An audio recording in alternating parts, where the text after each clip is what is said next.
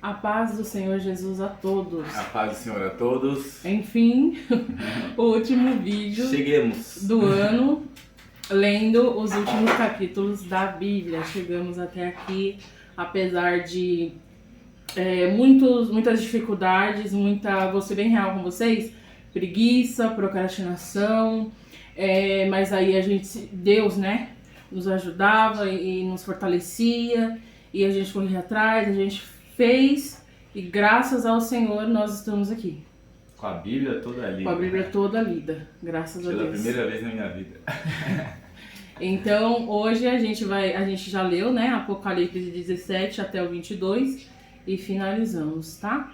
Não se esqueça de curtir o vídeo, de comentar, compartilhar, se inscrever no canal e ler, né, completar aí com a gente a Bíblia toda lida para a glória do nome do Senhor Jesus Cristo. Vamos orar? Deus, obrigada, Senhor, por este dia, porque chegamos até aqui, Senhor. Não foi fácil, mas o Senhor nos ajudou, o Senhor nos fortaleceu, o Senhor teve misericórdia, Pai, e foi conosco, Pai. Obrigado pela nossa visão, nos dá direção, nos dá, Senhor, entendimento da Tua palavra, que vamos guardar, Senhor, a Tua palavra para todo sempre. Amém.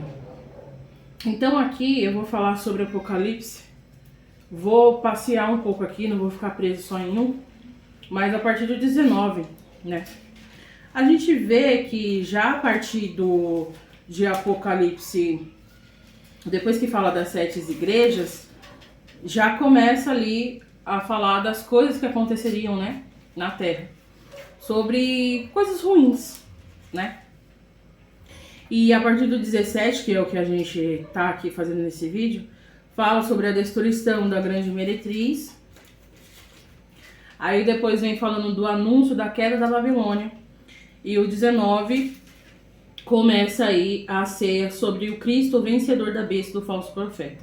19:11. Viu o céu aberto e eis um cavalo branco. O seu cavaleiro se chama Fiel e Verdadeiro, e julga e peleja com justiça. Os seus olhos são chama de fogo, na sua cabeça há muitos diademas. Tem um nome escrito que ninguém conhece, senão ele mesmo. Está vestido com um manto tinto de sangue, e o seu nome se chama o Verbo de Deus. E seguiam-no os exércitos que há no céu, montando cavalos brancos, com vestiduras de linho finíssimo, branco e puro. Sai da sua boca uma espada afiada para com ela ferir as nações, e ele mesmo as regerá com cetro de ferro, e pessoalmente pisa o largar do vinho do furor da ira do Deus Todo-Poderoso. Tem no seu manto e na sua coxa um nome escrito: Rei dos Reis e Senhor dos Senhores. Então vi um anjo posto em pé no sol e clamou com grande voz, falando a todas as aves que voavam pelo meio do céu: Vinde, reuni-vos para a grande ceia de Deus, para que comais carnes de reis, carnes de comandantes, carnes de poderosos, carnes de cavalos e seus cavaleiros, carne de todos que quer livres, quer escravos, tantos pequenos como grandes. E vi a besta e os reis da terra com o seu exército, congregados para pelejarem contra aquele que estava montado no cavalo e contra o seu exército. Mas a besta foi aprisionada, e com ela o falso profeta, que, com sinais feitos diante dela, seduziu aqueles que receberam a marca da besta, e eram os adoradores da sua imagem. Os dois foram lançados vivos dentro do lago de fogo que arde com enxofre. Os restantes foram mortos com a espada que saía da boca aquele que estava montado no cavalo. E todas as aves se fartaram das suas carnes. Então aqui começa a primeira vitória, né? Sobre a besta, sobre Satanás, sobre o falso profeta. Só que ali continua que ele foi aprisionado por 1000 anos, né? Foi a primeira ressurreição. E aí lá no 27 diz assim: quando, porém, se completar os 1000 anos, Satanás será solto da sua prisão e sairá a seduzir as nações que há nos 4 cantos da terra, Gog e Magog, a fim de reuni-las para a peleja. O número dessas é como a areia do mar. Marcharam então pela superfície da terra e sitiaram o acampamento dos santos e a cidade querida. Desceu, porém, fogo do céu e os consumiu. O diabo, o sedutor deles, foi lançado para dentro do lago de fogo e enxofre, onde já se encontraram não só a besta, como também o falso profeta. e serão atormentados de dia e de noite pelos séculos dos séculos. Aí no 21 fala sobre o novo céu e a nova terra. Aqui é interessante que Deus ele permite acontecer todas essas coisas porque ele é justo, né? Ele é justo, está escrito e assim vai se cumprir. E a gente vê muitas coisas ruins acontecerem, mas a esperança é de que isso tudo vai acabar. Sim. Que toda essa peleja, essa guerra, esse falso profeta, o anticristo, a besta, a meretriz, tudo isso vai acontecer, mas aquele que perseverar até o fim vai ter um fim, né? Vai conseguir chegar lá. Porque aqui no 21 fala sobre o novo céu e a nova terra. Vi novo céu e a nova terra, pois o primeiro céu e a primeira terra passaram, e o mar já não existe. Vi também a cidade santa, a nova Jerusalém, que descia do céu da parte de Deus, ataviada como noiva adornada para o seu esposo. Então ouvi grande voz vinda do trono, dizendo: Eis o tabernáculo de Deus com os homens. Deus habitará com eles, eles serão povos de Deus, e Deus mesmo estará com eles. E lhes enxugará dos olhos toda lágrima, e a morte já não existirá. Já não haverá luto, nem pranto, nem dor, porque as primeiras coisas passaram. Aí no 5. Continua, é porque aqui corta. E aquele que está assentado no trono disse: Eis que faço nova todas as coisas. No 6 da segunda parte: Eu sou o alfa e o ômega, o princípio e o fim. Eu a quem tem sede darei de graça da fonte da água da vida. O vencedor herdará estas coisas, e eu lhe serei Deus, e eu lhe serei seu Deus, e ele me será filho. Quanto, porém, aos covardes, aos incrédulos, aos abomináveis, aos assassinos, aos impuros, aos feiticeiros, aos idólatras e todos os mentirosos, a parte que lhes cabe será no lago que arde com fogo e enxofre, a saber, a segunda morte, a segunda vinda, né?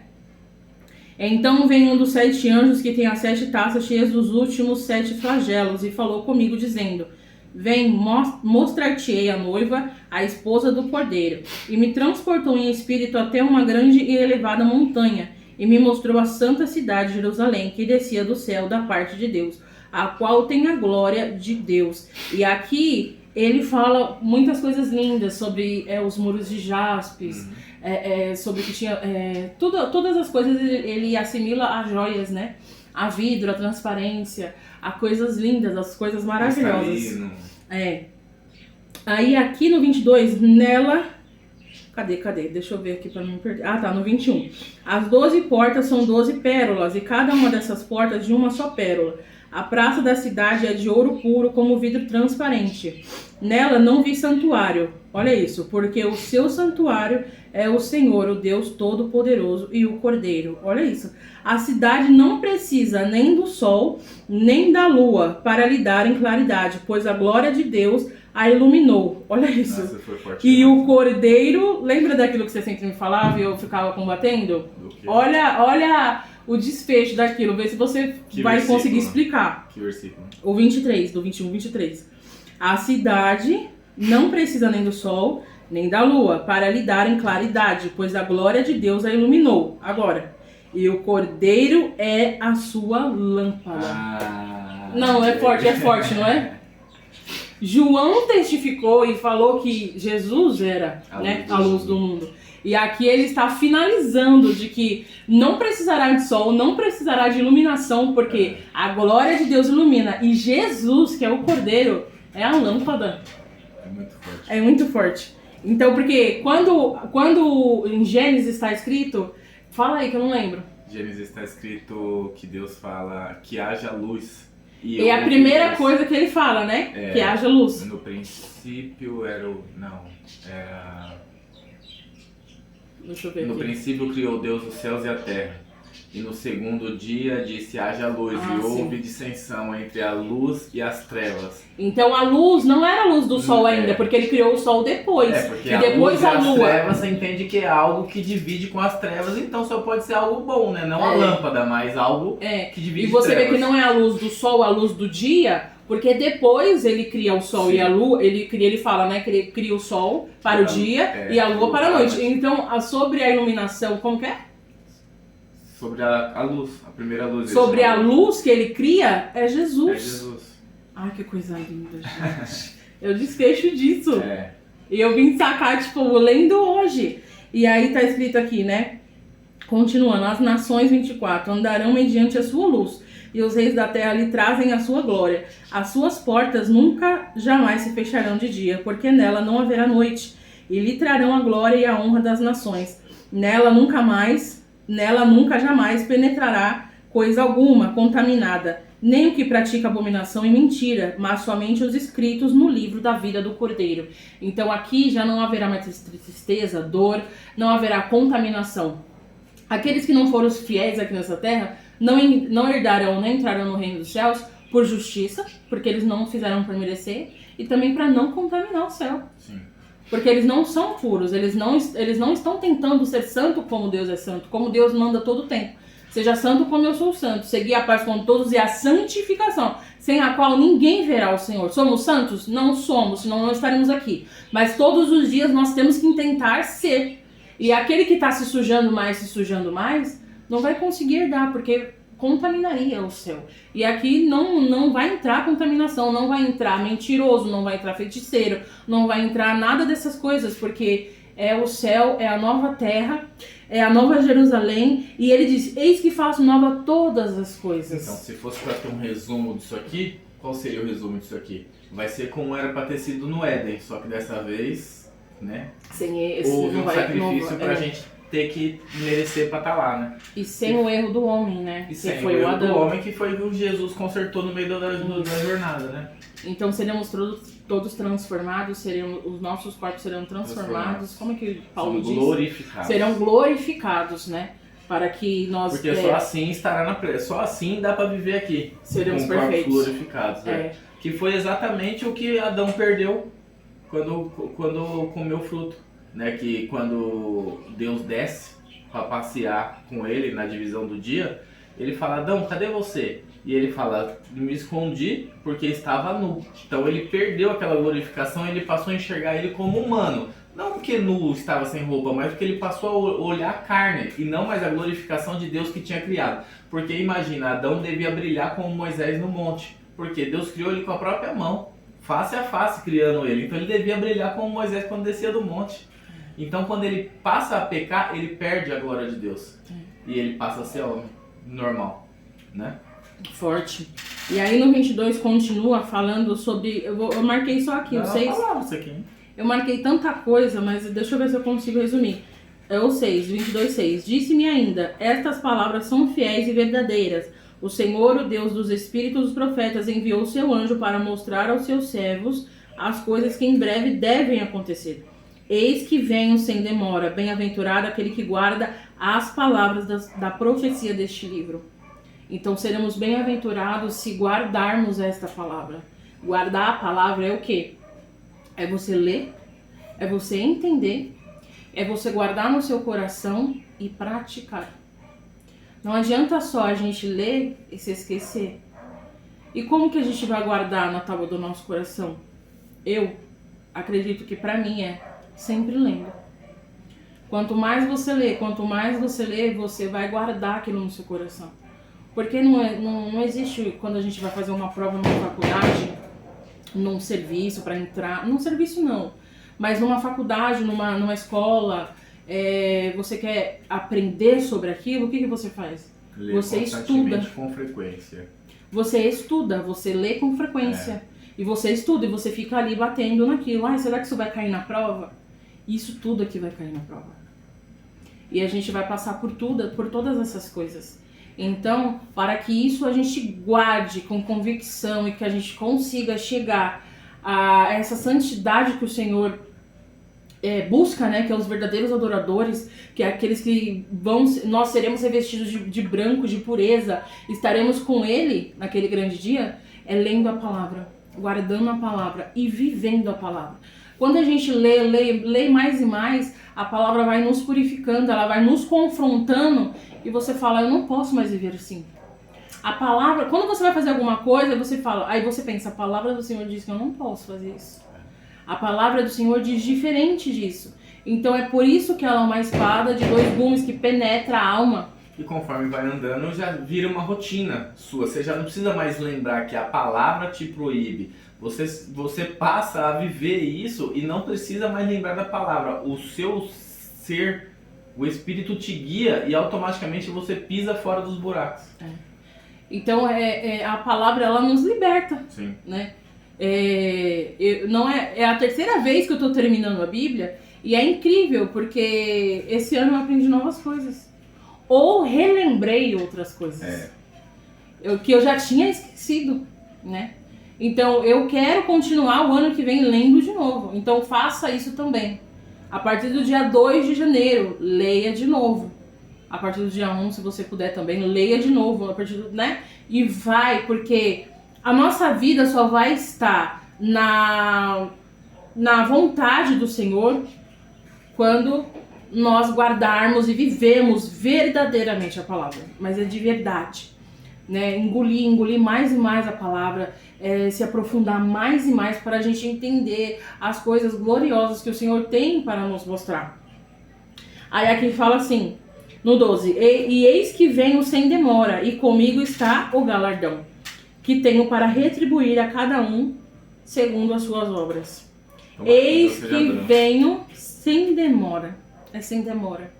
Ah, mas esse livro foi escrito há 1000, não sei quantos anos atrás. Mas a gente está vendo que as coisas estão acontecendo. Está muito nítido, está muito escancarado. Eu tenho vivido dias no qual, eu não sei vocês, parece que a qualquer momento vai acontecer. Eu não vivo mais pensando assim, faz tempo que falam isso.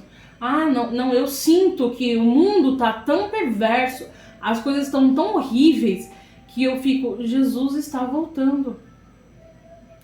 E hoje a gente estava ali, né, num velório, hoje, no dia 31.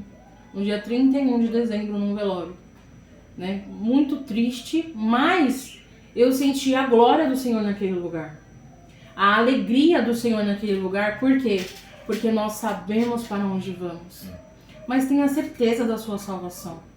Hoje ainda há tempo no dia 31 de dezembro, você retornar para Jesus, você entregar a sua vida para Jesus, você começar a ler a Bíblia, você mudar a sua história. Jesus muda a sua história, na verdade. Mas eu não posso, eu tenho pecados, eu tenho bagagens, eu tenho isso.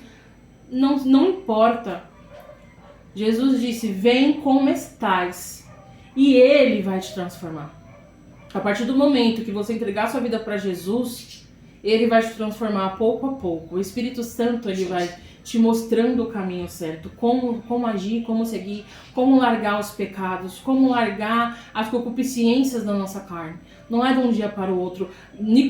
Jesus disse a Nicodemos que deveríamos nascer todos os dias? Nascer de novo. Nascer de novo. E nós temos que nascer de novo todos os dias. Todos os dias, até nós que somos cristãos, até nós que estamos 30, 40, 50 anos na igreja. Temos que nascer de novo todos os dias. Porque a carne, ela é fraca, mas quanto mais você alimenta o espírito, através do quê? Da palavra, da oração, da renúncia, você vai se fortalecendo no Senhor. Aí aqui diz, e comigo está o galardão. O galardão não está com outra pessoa.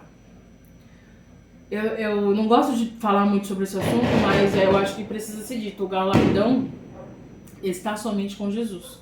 Jesus, ele não é uma religião, mas ele é o caminho, a verdade e a vida. E ninguém vai ao Pai se não for por ele. Está com ele o galardão. Não adianta você seguir outro caminho. Não adianta você seguir outras coisas que não levam a Jesus.